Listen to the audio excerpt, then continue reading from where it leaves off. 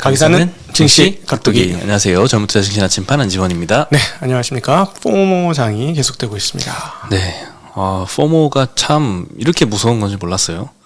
워낙 하락에 취해 있으니까 이렇게 될 때도 된 거죠.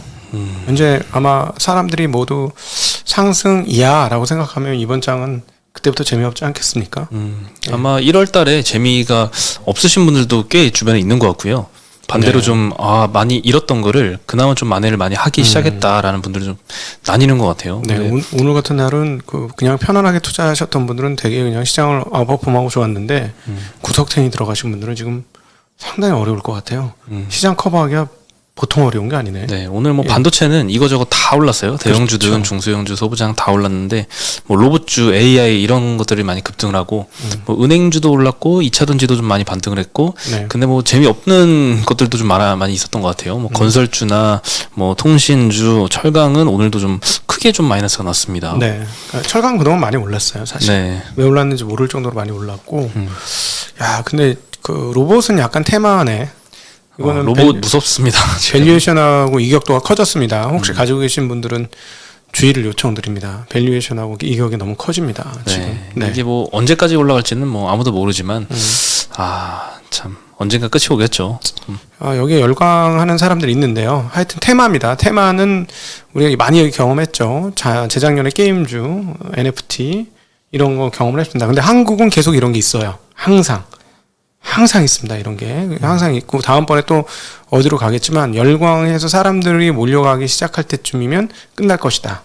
예전에 NFT와 게임주처럼 그렇게 될 것이다. 라고 개인적으로는 생각하고 있습니다. 네, 일단 오늘 데이터는 안 나왔는데요. 설 연휴 시작하기 바로 직전까지 20일까지 데이터를 보니까 개인 투자자들이 여전히 제일 많이 사고 있는 게 곧버스였습니다. 코덱스 200 2배 인버스짜리 이게 제일 많이 사는 거고 5,100억이 넘었습니다. 순매수 금액이. 그리고 오늘도 개인 투자자들은 코스피, 코스닥 전부 다 매도를 했고요. 꽤 많이 팔았습니다. 오늘은 코스피에서 8,000억 가까이 매도를 했고 코스닥에서는 3,300억 이상 매도를 했습니다. 1조 원 넘게 시장에서 지금 순매수가 나오고 있고 요걸 다 외국인이 지금 받아먹고 있습니다. 엄청난 양이죠. 하루에 지금 양시장 합쳐서 거의 1조 가까운 매수니까. 네. 외국인은 오늘 9천억 가까이 코스피, 코스닥 다 순매수를 했고요. 기관은 코스피보다는 코스닥에서 2천억 정도 순매수를 했습니다. 오늘 코스피 시장은 1.4% 반등을 했고 코스닥은 2% 올랐습니다. 사실 연휴 들어간 뒤에 미국 시장이 이틀 동안 2%대씩 나스닥이 오르더라고요. 그래서 네. 4% 이상 이렇게 올랐는데 그에 비해서는 오늘 좀 생각보다는 안 오른 장이 아니었나 싶습니다. 아니 국내 주체들이 별로 안 좋게 보니까 매도 물량이 쏟아지니까요. 못 올라가죠. 네. 가만히 있었으면 올라가는데. 근데 기억하셔야 될 게 세상에 돈은 많습니다. 이 얘기는 꼭 해드리고 싶네요. 세상에 돈이 많습니다. 예금에 돈 쏠리는 거 보세요. 돈이 없는 건 아닙니다. 세상에 돈이 많아요. 네. 오늘 업종 상승률 1위는 전기전자 섹터였습니다. 역시 반도체 IT가 오늘 굉장히 많이 올라왔고요. 대덕전자 같은 거는 8.5%나 상승했습니다. MC넥스, 이스페타시스, 삼성 SDI 다 4%에서 6%씩 급등을 했고요. 하이닉스도 오늘 4.3%나 많이 올랐습니다. 삼성전자도 2.6% 올랐고요. LG엔솔 필두로 LG엔솔 3% 오르면서 LNF, 에코프로 BM 다 2차전지도 많이 반등을 했습니다. 네. 섬유유복 섹터가 두 번째 상승률 기록했는데요. FNF가 4.3% 올랐습니다. 네, 한 번씩 이제 오스템도 마찬가지로 중국에서 좀 노이즈가 있었고 FNF도 마찬가지로 중국에서 좀 노이즈가 있었는데 다 반등 수순을 밟고 있네요. 잠깐의 노이즈로 다 지나가는 것 같습니다. 그리고 세 번째 제조업 섹터, 전기전자랑 비슷하죠. 네 번째 서비스업 섹터인데요. NHN, 삼성, SDS, SK바이오팜, 한전기술, 현대오토에버, 네이버, NC, 카카오 다 2, 3%대에서 4%대까지 많이 골고루 좀 상승을 했습니다. 네. 말씀드린 대로 통신업 그리고 철강업 그리고 건설주가 오늘은 조금 약한 섹터였고요. 삼성전자 하이닉스는 여전히 외국인이 많이 사고 있습니다. 삼성전자에 거의 5천억 가까이 순매수가 들어왔고요. 하이닉스도 1,000억이 넘었습니다. 1,200억 정도 외국인이 하이닉스 이렇게 많이 산 건 좀 오랜만인 것 같아요. 네. 미국에서 마이크론이 하루에 5%씩 오른 상황이었으니까 네. 아무래도 이쪽으로 매기가 들어갔다라고 봐야 되는데 근데 사실 그렇다고 다른 걸 안 사는 건 아닙니다. 시가총액 비중으로 따져보면 다른 것도 골고루 사고 있는 게 외국인이에요. 그냥 시장 전체를 사고 있다라고 보셔야 되겠고 지금 중국발 뉴스들 보면 이동성이 굉장히 확대됐다는 뉴스들이 계속 뜨고 있지 않습니까? 네. 근데 걔네들 거래 안 하잖아요. 그러니까 외국인들이 오늘 한국을 더 산 거 아니냐. 이렇게도 여겨집니다. 중국으로 갈 거 수급이 네, 한국으로 그렇죠. 왔다. 중국 좋으니까 중국 사고 싶은데 중국을 못 사니까 대신 뭐 도미 사러 갔는데 정어로라도 고등어라도 사야지 뭐 이런 심정. 네, 한국이 그래서 매수가 돈은 많다니까요. 지금 돈을 쟁여놨던 돈들이 쫄아가지고 쟁여놨던 돈들이 이제 위험자산 선호로 조금씩 분위기가 바뀌었지 않습니까? 지난주 해외 흐름들을 보면 그 다음에 뭐 원자재나 이런 쪽으로 돈이 들어가는 거 봐서는 그리고 비트코인이나 이런 데 돈이 들어가는 거 봐서는 그렇습니다. 그러니까 한국 시장에서도 그런 전체적인 흐름에 그 하나로 이렇게 한국 시장도 외국인 매수가 많이 나타나는 것이다라고 볼 수 있겠네요.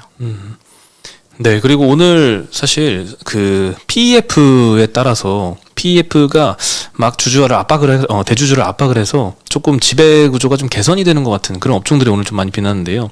오스템 임플란트도 마찬가지였고요. SM도 지난주에 소식이 나왔고 은행주도 오늘 추가로 좀 급등을 했습니다. 먼저 오스템 임플란트가 오늘 14.6% 급등을 했거든요. 지난주까지만 해도 굉장히 많이 단기간에 많이 올랐었는데 의료기기가 다 같이 올랐었는데 추가로 이렇게 많이 올랐던 거는 PF에서 공개 매수한다는 소식이 나왔습니다. 오늘 네. 공시가 나왔던 이슈고요. MBK 파트너스와 유니슨 캐피탈 코리아 요 두 개의 이제 PEF가 SPC를 하나 만듭니다. 덴티스트리 인베스트먼트라는 SPC를 하나 만들어서 공개 매수 계획을 공시를 했습니다. 21일에 대주주 지분 290만 주 중에 한 144만 주 정도를 대주주한테도 인수를 하는 계약을 체결을 했는데 인수가가 19만 원이고요. 예. 대주주와 동일한 가격에 소액주주들도 사주겠다. 아주 긍정적인 소식이죠. 그래서 공개 매수를 하는데요. 매수 예정 수량이 최소 지분율로 15%대에서 71%대까지 공개 매수 기간은 3월 24일까지 진행을 한다고 합니다. 네. 네. 그리고 유니슨 캐피탈 관계자에 따르면 작년도에 이제 거래 정지 사태가 났잖아요. 22년 새 벽두부터. 그래서 이제 횡령 사건이 발생했는데 그 직후부터 이미 경영권 인수를 제안을 했다고 합니다. 그래서 굉장히 오랫동안 이런 계획 하에서 이루어졌던 일인 것 같고요. 시중에서는 뭐 KCGI가 지금 경영권 분쟁을 막 하고 있잖아요.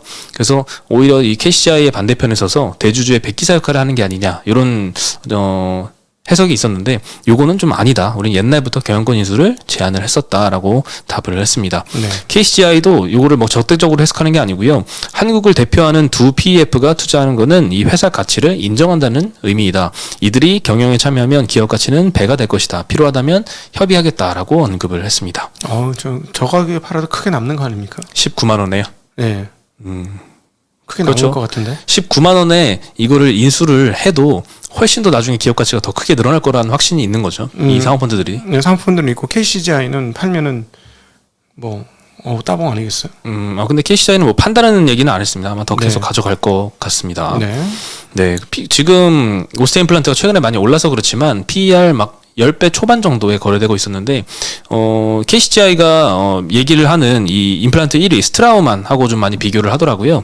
거기는 이제 뭐 PER 30배 정도 받는데 우리는 요거밖에 안 받는다. 훨씬 더 싸다라고 해서 뭐 5배도 급등 기업 가치가 장기적으로는 늘어날 수 있다라고 굉장히 장기적인 시각으로 보는 것 같아요. 그래서 당분간 뭐 여기에 19만 원에 엑시트하고 뭐 이런 계획은 아직 발표된 건 없습니다. 의외로 그 제약 바이오 관련된 그 바이오 매드 업체라고 하죠. 바이오 장비 업체들, 바이오 장비 업체들이 한국에서 싸요. 제약 의학 바이오 장비요, 장비. 근데 이거 되게 잘할 수 있는 분야거든요, 한국에서. 그렇죠. 근데 베네핏은 그다지 안 비싸. 해외 같으면 굉장히 비쌀 것 같은데. 그래서 근데 뭐 요즘도 의대가 1등이라면서요. 의대가 항상 1등이었죠. 저희 때보다 더 심하다는 거죠. 저희 때는 법대도 가고 뭐 예를 들어 상경계열도 가고 의대도 가고 이렇게 갈라졌었거든요. 옛날엔 또 뭐 물리학과가 1등이었다고 하는데 저희 아버지 세대 때. 그건 잘 모르겠어요. 좀 더 옛날인가 봐요, 그건. 네, 조금 더 옛날인데 철학과 물리학과 배고픈 학과죠. 네, 배고픈 학과입니다. 양대 산맥이죠. 이과의 물리과, 인문학의 철학과. 양대 산맥으로 배고픈 네, 학과인데 갑자기 추억이 돋네, 갑자기.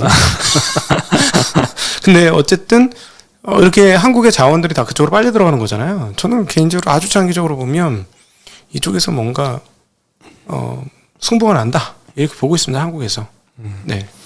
그래서 이번 사모펀드들이 역시 이 지배구조 개선을 위해서 오스템에 들어가는 거잖아요. 그래서 최근에 그 뭐 지분 매입 25% 이상 하면 뭐 나머지 공개 매수 의무화하는 제도가 지금 뭐 추진을 하고 있는데 아직 안 지켜도 되는데도 불구하고 이렇게 공개 매수를 최대 주주하고 같은 가격에 사주는 거는 상당히 좀 긍정적으로 이 지배 구조 거버넌스 개선에 대한 문제가 올해부터 작년도부터 그랬지만 굉장히 화두가 되고 여러 사람들이 좀 주목을 하는 만큼 좀 신경을 많이 쓰기 시작하는 것 같다는 생각이 듭니다. 그리고 이제 뒷배들이 튼튼해졌다는 얘기가 되겠죠. 자본을 대는 사람들이 자본이 많아 보니까 어디서 돈을 많이 벌어왔어.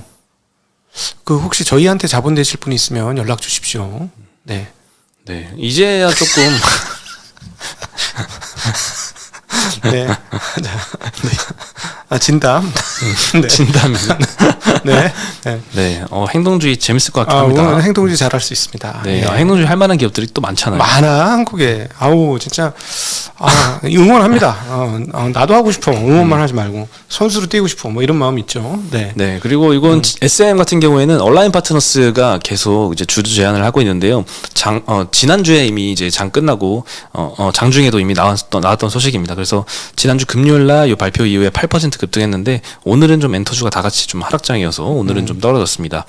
온라인 파트너스에서 이제 주주 같이 재고해라라고 했던 방안 중에 12개 정도의 이제 합의 사항이 있는데요. 그 중에서 임시 사회이사 후보 추천위원회, 그리고 주주 환원 정책, 신임 사내이사 뭐 여러 가지가 있습니다. 이거를 22일 이사회에서 결의를 했다라고 오늘 발표를 했고요. 네. 향후 3년 동안 별도 당기 순이익의 20% 이상을 주주 환원에 쓰겠다라고 언급을 했습니다. 네. 올해 3월 주총부터는 이제 현금 배당이나 자사주 소각도 진행한다고 하니까 굉장히 좀 기업에서도 옛날 같았으면 그냥 무시했지만 이제는 좀 무시하고 그냥 지나갈 수는 없는 상황까지 온 것 같습니다.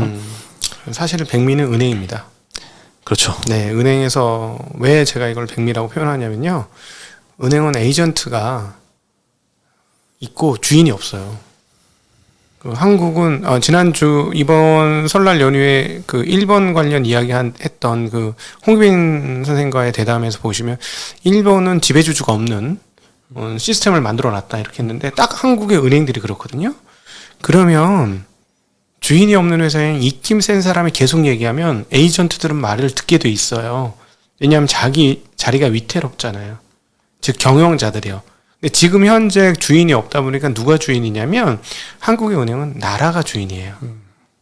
그렇죠. 그렇죠. 예, 나라가 주인입니다. 나라 지분이 꽤 되는 국민연금이라든가 뭐 이렇게 지분들이 꽤 되니까. 근데 민간 자본에서 주인 역할을 한다면 에이전트는 말을 듣게 돼 있습니다. 제가 보기에는 그럴 것 같아요. 네. 앞으로 그래도 아주 이 부분이 재미난 영역이 되지 않을까 생각이 듭니다. 네, 그래서 이어서 은행 이야기도 하면요. 온라인 파트너스의 주주 제안을 사전 공개를 좀 했습니다. 뭐 엄청 큰 소식은 아니었던 것 같은데 3월 말에 정기주총에서 이제 진행을 할지 말지가 이제 곧 결정이 될 것 같습니다. 왜냐하면 2월 초까지 은행들한테 우리가 저번에 했던 주주 제안에 대해서 좀 피드백을 달라라고 했는데 거기에 피드백이 없으면 3월 네. 주총 때 주주 제안을 하겠다라고 했는데 그 주주 제안 할 내용을 선 공개를 했습니다. 네. 올해 순이익의 최소 50%는 주주 환원하라라는 내용이라는 건데요. 네. 은행주 같은 경우에는 오늘 리포트도 하나 나와가지고 이것도 소개를 해드리겠습니다. 굉장히 좀 딥 리포트가 나왔는데 PBR과 주주 환원과의 관계에 대해서 정확히 저렇게 표로 그려보니까 좀 명확하게 좀 그려지더라고요. 왼쪽 그래프 보시면은 이제 은행주의 PBR 배수가 주주 환원 성향이 올라갈수록 따라 올라갑니다. 굉장히 비례 관계에 있고 ROE와 PBR 관계보다도 상관계수가 훨씬 높습니다. 0.7 이상의 상관계수를 나타내고 있고 그 말은 주주 환원을 높이면 PBR, 이 멀티플도 올라간다라는 뜻이 되겠죠. 그리고 오른쪽 그림 보면 이제 ROE 수준이 다른 은행들하고 이제 한국 은행들하고 비슷한데 PBR 배수가 3배 이상 차이가 납니다. 이거는 주주 환원 때문이다라는 걸 알 수 있겠죠. 그래서 주주 환원율만 좀 높이면 PBR 배수는 금방 올라가게 되는데 온라인 파트너스의 주주 제안 그리고 신한지주의 1월 10 며칠이었나요? 1월 초였나? 그때 경영 포럼에서 있었을 당시에 그때 발표 주주 환원 하겠다라고 자본 비율 12% 이상 주주 환원을 쓰겠다라고 발표한 이후에 굉장히 많이 급등을 하고 있는데 여전히 PBR은 0.4배대입니다. 0.3배에서 0.4배대로 올라온 거에 그쳤고 그래도 주가상으로는 뭐 단기 한 20% 정도 올랐으니까 많이 오르긴 한 거죠. 네, 그리고 은행주들의 현재 자본 비율 현황을 보면요. 제가 최근에 계속 신한지주에 대해서 말씀드렸을 때 3분기 기준으로 13%라고 이제 자본 비율을 말씀드렸는데 정확히 하면 12.7%입니다.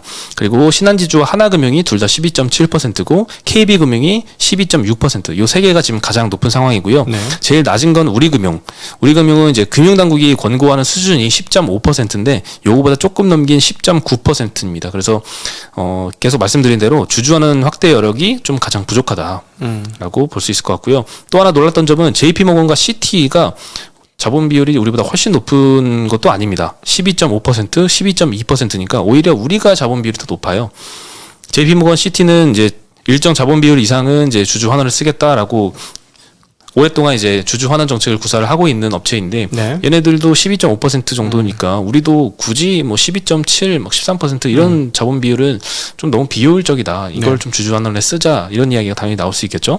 그리고 PBR 차이가 굉장히 높게 봤습니다. 그 자본 비율 차이는 뭐 12.5, 12.7 별 차이도 없고 거의 비등비등한데 PBR 배수가 막 3배 이상씩 차이가 나는 거는 그들이 뭔가 다르기 때문이겠죠. 그래서 해외 은행들 이 PBR 높게 받는 업체들의 공통점을 한번 보니까 첫 번째로 자본 비율 기반으로 주주 환원 정책을 구체적으로 제시한다는 점입니다.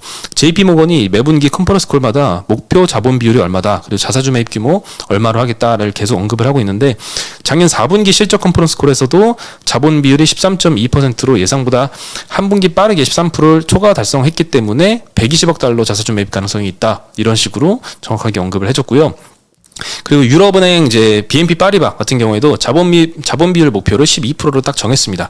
그리고 21년도에 12.9%로 초과 달성했거든요. 그래서 배당 성향을 원래 기존에 삼았던 목표 대비해서 훨씬 더 높은 60%로 지급을 하게 되고 이렇게 자본 비율을 기반으로 주주하는 정책을 이렇게 구사하는 점이 공통점이고 또 두 번째로는 분기 배당을 굉장히 균등하게 지급을 함으로써 예측 가능한 배당을 실시한다라는 점입니다. JP모건이나 이제 BOA나 매분기 동일한 배당을 계속 주고 있고 이익이 늘어날수록 그 액수는 계속 증액을 하고 있습니다. 절대 줄이지는 않고 있고요. 신한지주가 이제 21년도 3분기부터 은행 최초로 분기 배당을 실시를 했고 타 은행들도 이제 분기 배당 또는 반기 배당을 하고는 있는데 여전히 연말에 지급하는 배당이 압도적으로 크긴 합니다. 그래서 조금 더 평탄화시킬 필요는 있을 것 같다는 생각이 들고요. 그리고 당연히 이제 배당금을 깎는 상황은 없어야겠죠. 예전에 신한지주가 한번 분기 배당 시작한 이후에 한번 꺾었다가 주가가 막 하루에 3%씩 이렇게 빠졌었거든요. 그래서 꾸준하게 유지를 하면서 점점 증액하는 게 굉장히 좋은 모습인 것 같습니다. 그리고 해외은행 같은 경우에는 또 장사를 하다가 은행이 순이익이 꺾일 경우도 있잖아요. 네. 그러면 주주환원을 좀 줄여야 되는데 그때는 배당에서 줄이는 게 아니라 자사주 매입에서 줄입니다. 그래서 배당은 어떤 경우에라도 꾸준하게 유지를 하는 경향이 좀 있다라는 특징을 좀 알 수 있을 것 같습니다.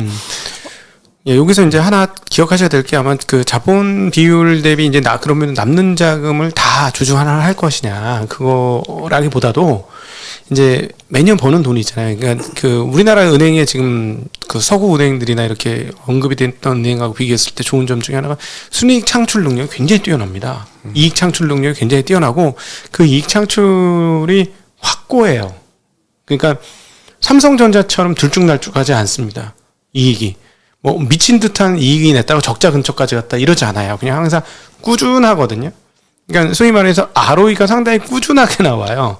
그래서 지난번 이제 경영 포럼에서 얘기했던 건 뭐냐면 수정 ROE에서 12%가 13% 이상인가가 넘어가면 그 이상은 주주환원을 하겠다고 한 거예요. 그러니까 우리는 일정 수준 이익만 확보하면 그 이상은 주주환원하겠다라고 해서 이게 무슨 말이냐면 자본 비율은 이제 주주환원할 수 있는 상황들이 됐고 이제 이익단에서 계속 주주환원을 할 것인데 한국의 은행들의 이익 규모가 항상 꾸준하기 때문에 주주환원이 계속 이루어질 거라는 거예요. 근데 그 중에 일부는 배당으로 이루어질 거고 일부는 또 자사주 소각으로 이루어질 건데 저희들 입장에서는 자사주 소각을 조금 더 적극적으로 한다면 주가의 영향력은 굉장히 클 것이다라는 생각은 개인적으로 갖고 있습니다. 일단 뭐 신한이랑 KB랑 하나가 22년도에 이제 자사주 소각을 했습니다. 네. 1,500억 규모로. 이게 좀 이어지길 바라고요. 예전에 15년도, 16년도부터 자사주 매입은 좀 간간히 해왔는데 소각은 안 했었거든요. 네네. 네, 근데 22년도부터 이제 좀 소각도 시작을 하니까 네. 앞으로 좀 지속되길 바랍니다. 네.